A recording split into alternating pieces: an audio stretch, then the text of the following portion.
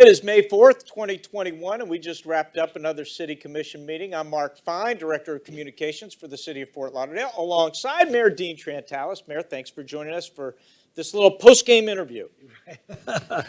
We did quite a bit tonight. Yeah, a lot got accomplished. Look, you can go on our website, on YouTube, watch the entire commission meeting if you'd like. We publish a lot of briefs, so you can read about it. But we want to touch on a few of the bigger items that transpired tonight. And I think Teacher Appreciation Week, Teacher Appreciation Day, appropriate. We start with a school item, Stranahan High School, and this was a big deal. Explain to folks what happened and what the commission did tonight. So a number of years ago, the school board was able to successfully achieve a bond referendum in which $800 million was approved by the public.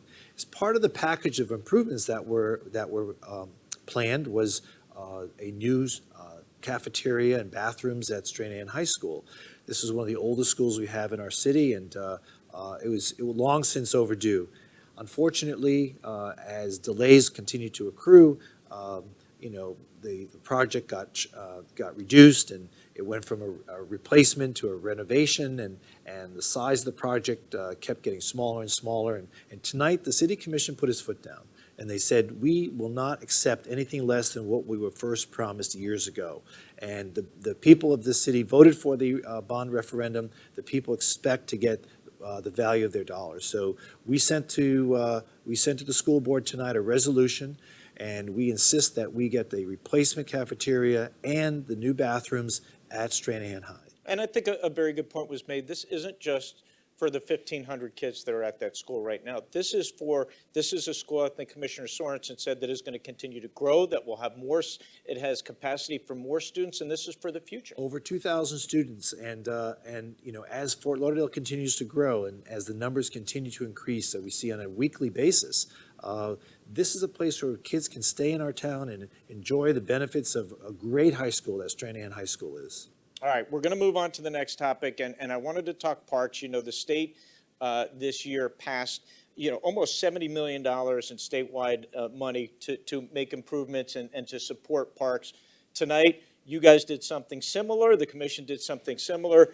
Talk about what you did for parks, because I know this city cares so much about its parks, and we know the value that they have for our residents. So this city approved a $200 million bond program to improve existing parks, to acquire additional green space, and to improve the quality of life based on the open space philosophy.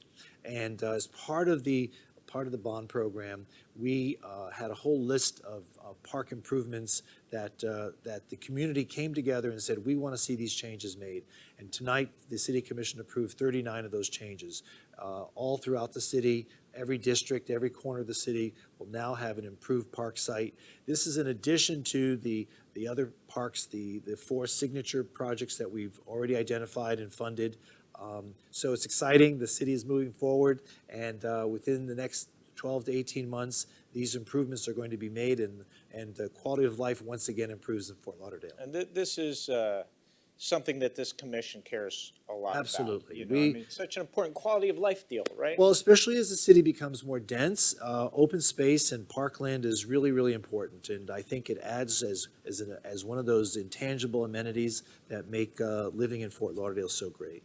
Well, as a former journalist, I probably did something you should never do, which is bury the lead here. But we need to talk about the elephant in the room right now, which is vaccines. It did come up at the commission meeting tonight. We know what the governor did during this week, really changing everybody's world and turning it upside down somewhat. And now Fort Lauderdale as a city has to respond. Well, so the governor issued orders this week. Some take effect immediately, some take effect on July 1st. And I think the governor is recognizing some of the progress we're making. We're not having to wear masks, and we've both been vaccinated. So we are moving into another phase of life and hoping to return to some level of normalcy. I know it's going to take some adjustment mentally by many of our community to realize that it is safer to interact with one another, and so we're going to follow his guidelines and do our best to keep the community safe. Now, Businesses can certainly require masks, but public spaces like this and other government buildings are now going to be required to stop enforcing the mask ordinances. And I think that America's ready. I think America's ready to move on, get back to work, and I think normalcy is really, we're craving for it. And I think hopefully this is a step in the right direction. Now, that said, we still want to encourage people to get vaccinated, right? I mean, that's long-term what's going to keep everybody healthy and get us back to that normal that we want to get back to. Well, that's the goal. And last year, we were all begging for a vaccine, and tremendous amounts of resources and talent were brought together, and Pfizer, Moderna, Johnson & Johnson, AstraZeneca, all these great pharmaceutical companies, they heeded the call. And so we have a vaccine. It's a safe method to deter the contraction of the COVID-19 virus.